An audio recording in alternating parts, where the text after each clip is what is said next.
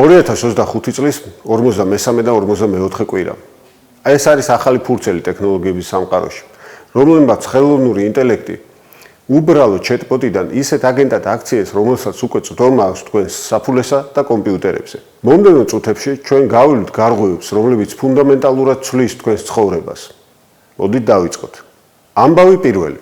Google-ის კვანტური ექო. 13000 ჯერ სწრაფი კომპიუტერი, აქამდე არსებულ ყველაზე სწრაფ კომპიუტერზე. Google-მა გამოაქვეყნა სიახლე, რომლის მიხედვითაც მათ შექმნეს ისეთი რთული ამოცანების გადამწყვეტი კომპიუტერი, რომელიც 13000 ჯერ სწრაფია სხვა აქამდე არსებულ ძლიერ კომპიუტერებზე. ზუსტად რას ნიშნავს ეს? Google ახდენს მონაცემების პარალელიზებას ისე, რომ აღწევს წარმოუდგენელ სიჩქარეებს, რომლებიც აბსოლუტურად შეცვლიან ჩვენს მომავალს და იმოქმედებენ შესაძლოა წარსულსაც კი. უფრო დეტალურად რომ გავიხილოთ ამ სიახლის შინაარსი, ამაში დაგვეხმარება ნიკოლას კეიჯი. წარმოიდგინეთ ნიკოლას კეიჯი, რომელსაც კონკრეტული მისია აქვს და კონკრეტულ რაღაცას ეძებს. ის ძალიან სწრაფია, შეიძლება ყველაზე სწრაფიც კი დედამიწაზე.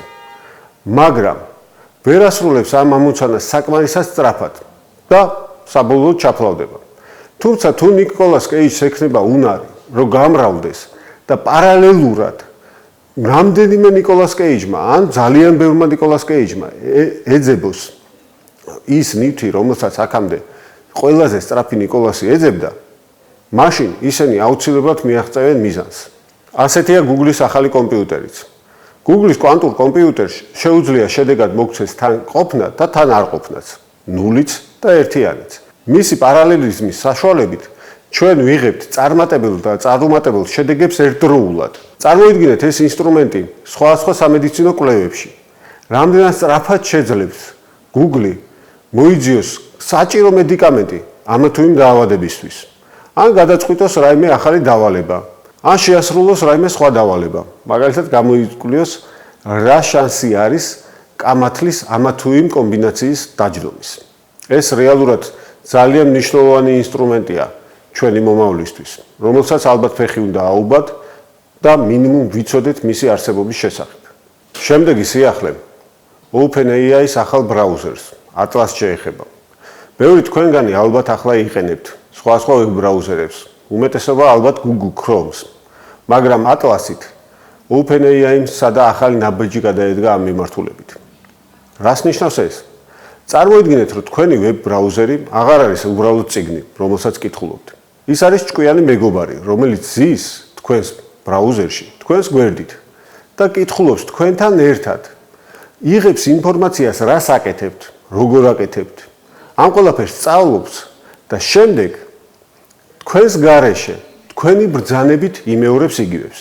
მაგალითად, თუ ეტყვით, მიპოვე იაფი ავიაბილეთები იტალიაში, ან საფრანგეთში, შემისვა ჩემი მონაცემები. ის ამას ავტომატურად უკვე თქვენი ჩარევის ან უშუალო მოქმედებების გარეშე გააკეთებთ. ეს გავს იმას, რომ თქვენი ძველი ველოსიპედი უცებ გადაიქცეს თვითმართვად ავტომობილად, რომელსაც უბრალოდ მიმართულებას ეუბნებით, ის კი თავისით მიდის. ამას დიდი გავლენა ექნება ადამიანებზე. ის გაზრდის მათ პროდუქტიულობას, გაუმარტივებს ცხოვრებას, ასევე ეკონომიკაზეც.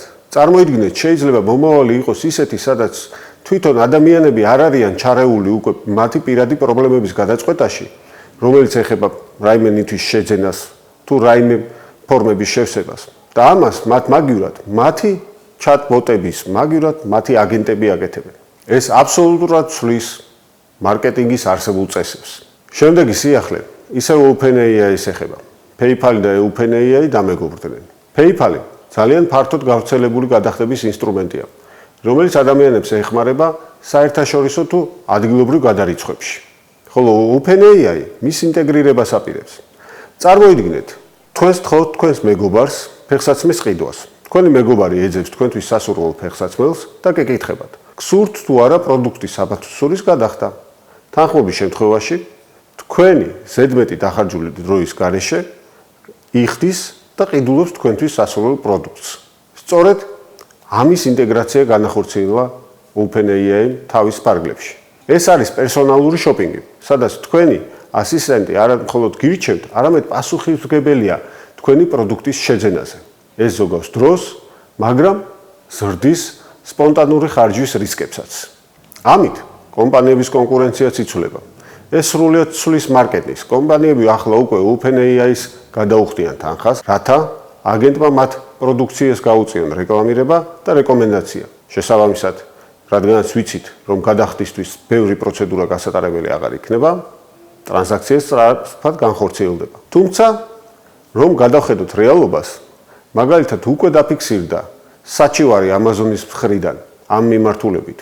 Amazon-ის აზრით, მსგავსი ინსტრუმენტების ხელოვნურ ინტელექტში ინტეგრაცია აღღვევს მათ წესებს. მოვალე ბუნდოვანია. რა მოხდება? Amazon-ს გაუჩნდება ისეთი კონკურენტები, რომლებიც თანახმანი იქნებიან მსგავსი ინსტრუმენტების ინტეგრაციაზე, თუ ხელოვნურ ინტელექტს შეზღუდება მსგავსი ინსტრუმენტების დანერგვა და მათი ამ სახით გამოყენება. შემდეგი სიახლე ძალიან მნიშვნელოვანია და კარგი იქნებოდა საქართველოში მომხდარიყო. Jio მობილური სერვისების პროვაიდერი ინდეიჩი, ისეთი როგორც მაგალითად Maktia საქართველოში და Gemini-ს, Google-ის ხელოვნური ინტელექტის ფასიანი სერვისი ერთმანეთთან კოლაბორაციაში შევიდნენ. რას ნიშნავს ეს? სწორმა თანამშრომლობამ შესაძლებელი გახადა უამრავი ადამიანისთვის, ამჯერად ინდოეთში, უფასო გამხდარიყო ისეთი სერვისი, რომელიც სხვა მომხმარებლებისთვის შეიძლება საკმაოდ ძვირიც ღირდეს. ფასები შეგიძლიათ თქვენ ნახოთ. ეს დიდი უპირატესობაა მონაცემებისთვის ბოლაშტი Google-ისთვის. ეს აიძულებს კონკურენტებს ყისიერად გადადგან შემხედრი ნაბიჯები. თუმცა, მეორეს მხრივ, ის სტრატეგიული ნაბიჯიც არის. არის თუ არა ეს მომხმარებლების ახალი სეგმენტირება ხელოვნურ ინტელექტში? ხომ არ დაიყოფა ქვეყნები სხვა AI მომხმარებლებად? ხომ არ შექმნის ეს ახალ სამომხმარებლო ბუშტებს, რომლებსაც ერთმანეთისგან განსხვავებული ინფორმაცია ექნებათ და ერთმანეთისგან განსხვავებულ გადაწყვეტილებებს მიიღებენ. მომავალი აქაც შედარებით ბუნდოვანია. ეს ამბავი იმ ხალხს გაახარებს, რომლებსაც ხშირად უწევთ სხვა დიზაინის შექმნა ან პრეზენტაციების მომზადება. Canva, რომელიც ორიენტირებულია დიზაინისა და პრეზენტაციების შექმნაში ადამიანების დახმარებაზე, ახალი დიზაინ მოდელი წარადგინა. ადრე როცა AI-ს ეუბნებოდით, გამეხატე ძაღლი, ის გიხატავდა ერთ სურათს, სადაც ჩანდა ძაღლი და უკანა ფონი. მაგრამ Canva-ს ახალი მოდელი ცხოვრებას გვიმარტივებს. ის ახლა ხატავს ძაღლს, მაგრამ იცის, რომ ძაღლი ერთ ფენაზეა, ფონი მეორეზე, წარწერა კი მესამეზე. ხვდება, რომ ეს ობიექტები ერთმანეთისგან განსხვავდება და შესაბამისად ჩვენ მათი გადაადგილება, მოძრაობა, ცვლილება უნდა შეგვეძლოს. თქვენ შეგიძლიათ ეს ფერნების სურვილების მიხედვით მართოთ. ეს აღარ არის უბრალოდ ნახატი. ნახატი გადაიქცა ლეგოს კონსტრუქტორად, სადაც თითოეული ნაწილი შეგიძლიათ თქვენი ნების მიხედვით შეცვალოთ. თუ თქვენ პატენტები გაღელვებთ, მოусმინეთ. Perplexity-ს პატენტს AI. პატენტების კვლევისთვის. რას ნიშნავს ეს? თუ აქამდე გქონდათ რამე მაგარი იდეა, უნდა გეკეკათ მთელი ინტერნეტი. შეგემოწმებინათ ვინმე ხომ არ მოიგონა იგივე. ახლა კი Perplexity-მ ეს ყველაფერი შეცვალა. შეგიძლიათ მარტივი სიტყვებით Perplexity-ს ხელოვნურ ინტელექტს კითხოთ. ეს იდეა უკვე არსებობს და ის მოგიძებნით მილიონობით რთულ დოკუმენტს, სადაც გაეცემა პასუხი თქვენ კითხვას. მსგავსი იდეა, ამ მსგავსი პროდუქტი უკვე ჰქონდა თუ არა ვინმეს და დააპატენტა თუ არა ეს იდეა ან პროდუქტი. ამით ინოვაციების ციკლი ჩქარდება, რადგან იდეის შემოწმება ხდება ძალიან სწრაფი და იაფი, რაც უსბიძგებს მეც სტარტაპს. Perplexity-ს კი ყველაზე ადრე ეცოდინება თქვენი იდეების შესახებ. ამიტომ სანამ თქვენს იდეას ჩაწერთ და ვთხოვთ მას მოიძიოს პატენტების შესახებ ინფორმაცია, ჯერ დაფიქრდით. გიღირთ თუ არა მისი გაზიარება. ხანდახან უფასო ყველი მხოლოდ სათაგურშია. სტიქიების მოშიშეებისთვის.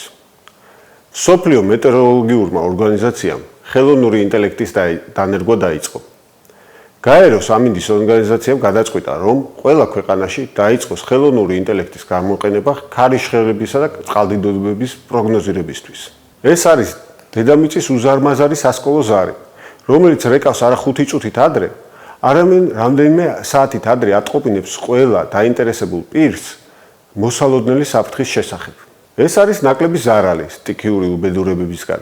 მაგალითად, ეს ნიშნავს ნაკლები ჩანაძირ ავტომობილს საქართველოში, რადგან ამერიკაში წინასწარ ეცოდინებათ, რომ ავტომობილები შეიძლება ჩაიძიროს და იმედია წინასწარ გადაიზღვევენ თავს. Nike და ხელოვნური ინტელექტი. Nike-მა შექმნა AI ფეხსაცმელი, რომელშიც პატარა ძრავებია. როდესაც მიდიხართ, ეს ძრავები გიმატებენ ძალას და სიჩქარეს. ამით თქვენ ნაკლებ ენერგიას ხარჯავთ და იძენთ განსაკუთრებულ შესაძლებლობას. ეს არის ელექტრონული დამხმარე, რომელიც მაგალითად დაეხმარება პენსიონერებს ქუჩის გადაკვეთაში ან ფორეს გამოს მანქანის დაწევაში. თუ ამის მომხმარებლებს თვითონ არ აქცევს ფორესტ გამპებად. სინამდვილეში ეს არის უზარმაზარი პოტენციალი მოხუცებისთვის მართლა და მართლა. იბადება ჭკვიანის სამოსის ახალი კატეგორია. სად წავა ეს ყველაფერი? ფანტაზია თქვენზე მომინდია. თუმცა შესაძლოა ამან თქვენი ფიზიკური მონაცემების დეგრადაციაც გამოიყენოს. ამიტომ მსგავსი ნივთების მოხმარებას მეტი გონიერება და დაფიქრება გჭირდება. გამოიყენებთ მას თქვენს გასაძლიერებლად თუ დასასუსტებლად. ეს იყო გადაცემა სიმური. ადგილი, სადაც ცდილობენ, რომ სიახლეები არა მხოლოდ მოგიყვნენ, არამედ აგიხსნან კიდევაც ისინი.